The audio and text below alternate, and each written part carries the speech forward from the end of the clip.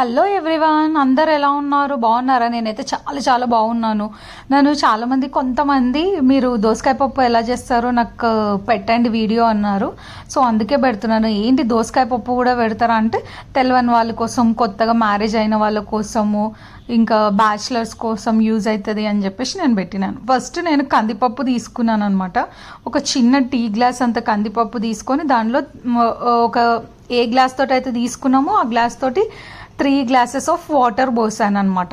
Next అందులోకి పసుపు, జీలకర్ర, ఆనియన్, ఒక పెద్ద ఆనియన్ తీసుకోండి. ఆనియన్ అక్కడ మధ్య మధ్యలో తగులుతుంటే టేస్ట్ వస్తుంది.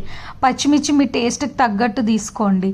నెక్స్ట్ టొమాటోలు కూడా 2 తీసుకోండి. నేను ఇప్పుడు ఒక పెద్ద దోసకాయ తీసుకుంటున్నాను, దాని మెజర్మెంట్ మీకు చెప్తున్నాను. కారం వేసుకోకండి, దోసకాయ పప్పు ఇట్లే తింటే చాలా బాగుంటుంది. చింతపండు కొంచెమే వేసుకోండి. మళ్ళీ ఆల్రెడీ మనం దోసకాయ పుల్లగా ఉంటుంది, టమాటా పుల్లగా ఉంటుంది కాబట్టి చింతపండు కొంచెమే చూసి వేసుకోండి. చాలామంది దోసకాయలు కొంచెం పప్పు ఉడికినాక మధ్యలో తీసి వేస్తారు కదా, కానీ ఇలా చేసినా కూడా చాలా టేస్టీగా ఉంటాయి. మధ్య మధ్యలో దోసకాయ తగులుకుంటా చాలా టేస్టీగా ఉంటాయి. ఇట్లా ఎప్పుడైనా ట్రై చేయండి. ఈ దోసకాయకి మీరు సీడ్స్ ఇష్టం ఉంటే వేసుకోండి, లేకపోతే నేనైతే సీడ్స్ వేసుకోను. మొత్తం క్లీన్ చేసేసి పొట్టు తీసేసి వేసుకున్నాను అనమాట. మొత్తం మిక్స్ చేసేసి మా కుక్కర్కి అయితే నాకు 4 విజిల్స్ అవుతుంది అనమాట మెత్తగా గాడానికి.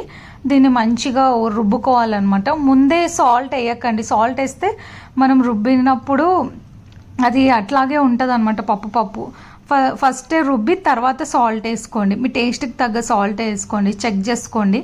నెక్స్ట్ మీకు వాటర్ కావాలంటే ఇక్కడనే వాటర్ పోసేసుకోండి. ఇది దోసకాయ పప్పు కొంచెము గట్టిగానే అవుతుంటుంది చూడండి. ఇప్పుడు నాకు ఇలా తింటాం మేము. నెక్స్ట్ ఇందులోకి పోపు పెట్టుకోండి.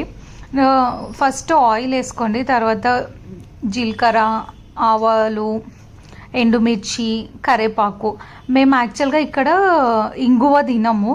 మీరు ఇంగువ తినేటట్లయితే మీరు ఇంగువ కూడా వేసుకోండి, చాలా టేస్టీగా ఉంటుంది. ఇంకా ఎల్లిపాయలను కూడా దంచేసుకోండి. ఇక్కడ మేము తినట్లే కాబట్టి ఎల్లిపాయ కానీ నేను ఇంగువ కానీ వేయట్లేదు. మీరు ఉంటే ఎల్లిపాయ పొట్టు తీయకుండానే దంచేసుకోండి, చాలా టేస్టీగా ఉంటుంది. ఇంకెవరైనా నా ఛానల్ని సబ్స్క్రైబ్ చేసుకోకపోతే సబ్స్క్రైబ్ చేసుకోండి, లైక్ చేయకపోతే లైక్ చేయండి.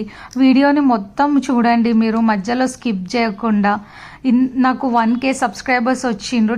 Thank you so much. ఈరోజు నేను కేక్ కటింగ్ కూడా చేస్తున్నాను. వీడియో నేను తొందరలోనే మీకు పెడతాను. Thank you. Please subscribe to my channel. పోపు పెట్టినాక మంచిగా మిక్స్ చేసేసి మూత పెట్టేసేయండి వెంటనే, లేదంటే ఆ స్మెల్, ఆ ఫ్లేవర్ మొత్తం పోతుంది. అందుకే నేను నా లైవ్ టైమింగ్ వచ్చేసి మార్నింగ్ 11 o'clockకి, ఈవినింగ్ 8 o'clockకి. Thank you.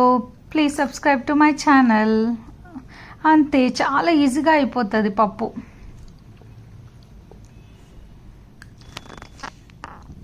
Please subscribe to my channel.